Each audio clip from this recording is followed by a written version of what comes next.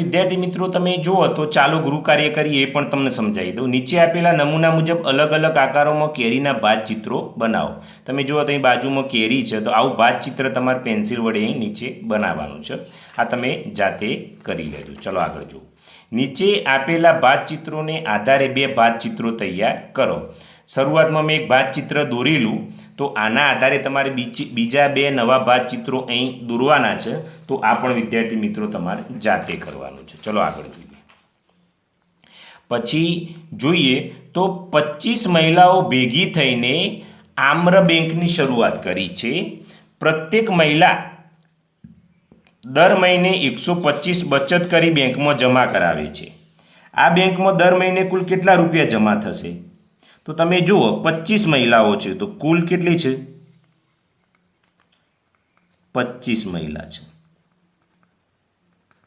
હવે પ્રત્યેક મહિલા દર મહિને 125 તો એક મહિલા હોય તો 125 રૂપિયા જમા કરાવે તો 25 મહિલાઓ ભેગી થાય તો કેટલી જમા કરાવે?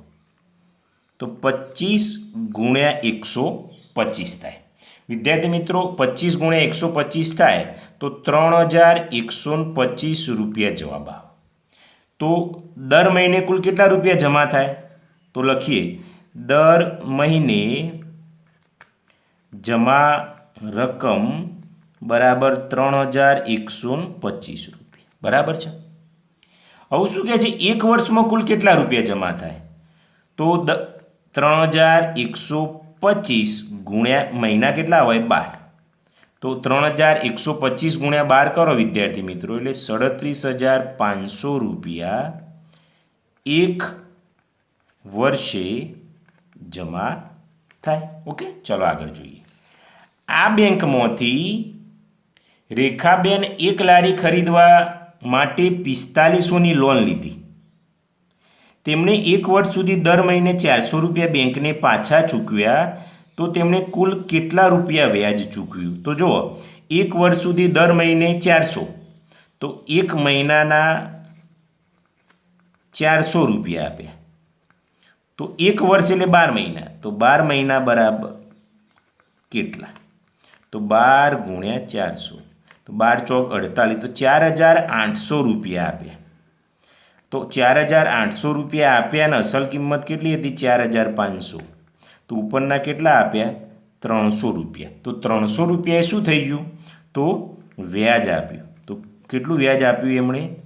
300 રૂપિયા વ્યાજ આપ્યું. આ બેંકમાંથી લીનાબેને કલમી ઓબાના નવા છોડ ખરીદવા રૂપિયા 21,500ની લોન લીધી. તેમણે એક વર્ષમાં કુલ 23,400 રૂપિયા બેંકને પાછા ચૂકવ્યા તો દર મહિને કેટલા રૂપિયા ચૂકવ્યા? તો તમે જુઓ તો કુલ કેટલા રૂપિયા ચૂકવ્યા? 400 રૂપિયા ચૂકવ્યા છે. હવે દર મહિને કહે છે તો 23,400 ભાગ્યા 12 આપણે કરીએ તો 12 એકા 12 12 દુ 24 વધી જાય 12 એકા 12. 3માંથી 2 જાય એટલે 1 2માંથી 1 જાય એટલે 1 ઉપરથી ચોગડો ઉતાર્યો. 12નો ઘડિયો બોલો તો 12 9 108 થશે.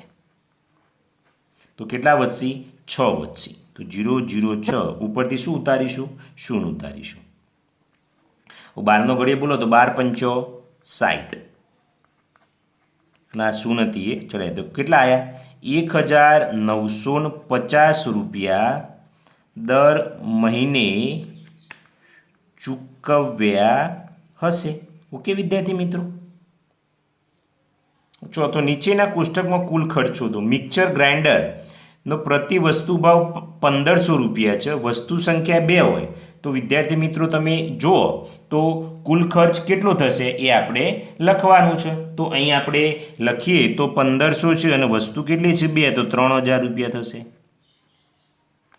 પછી થર્મોકોલ ફ્રીજ બોક્સ 2000 રૂપિયા છે અને 25 આઈટમ એટલે 25 દુ 50 અને 3 મિનિટ 1 2 અને 3 તો રૂપિયા થશે 50,000. પછી મોટા તપેલા 800 અને 6 એટલે 8 6 48 એટલે 4800 રૂપિયા થશે. પછી ટ્રેન અને છરી 300 અને 20 એટલે 3 દુ 6 એટલે 6000 થશે. પછી ડોલ 75 એવી 10 છે તો 75 750 રૂપિયા થશે. પછી કેન છે 40 અને 50 એટલે 5 24 એટલે 2000 થશે. ઓકે, તો કુલ ખર્ચ કીધો તો સરવાળો કરીએ 0, પછી 5 આવશે, પછી ત્રીજો છે એટલે 8 ને 7 15 નો પાંચડો, વધી 1 3 ને 4 4 ને 4 8 8 9 10 10 નો 6 16 નો છગડો, વધી 1 એટલે 5 અને 6, તો કેટલો આવશે 66,550 રૂપિયા વિદ્યાર્થી મિત્રો જવાબ આવશે. ઓકે, ચલો આગળ જોઈએ. હવે શું કહે છે, કેરીમાંથી રસ કાઢવામાં આવે ત્યારે કેરીના રસનું વજન કેરીના વજનના 1/3 ભાગ જેટલું હોય છે. જો એક મહિનામાં 2400 કિલોગ્રામ કેરીમાંથી રસ કાઢવામાં આવે તો કેટલો મેંગો પલ્પ કેરીનો રસ તૈયાર થાય?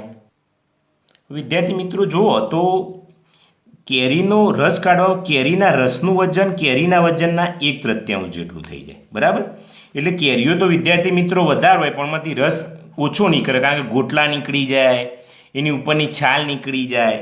હવે શું કહે, જો એક મહિનામાં 2400 કિલોગ્રામ કેરીમાંથી રસ કાઢવામાં આવે તો કેરીનું વજન કેટલું છે? તો 2400 કિલોગ્રામ.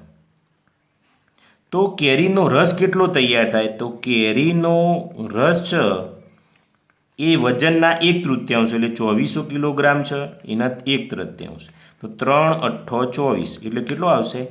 800 આવશે. તો 800 કિલોગ્રામ રસ નીકળશે. ચલો આગળ જોઈએ. 4500 કિલોગ્રામ કેરીમાંથી રસ કાઢવામાં આવે તો મેંગો પલ્પ કેરીનો કેટલો રસ તૈયાર થાય? તો કેરીનું વજન કેટલું છે? આમાં પણ એના જેવું જ છે, તો 4500 કિલોગ્રામ છે.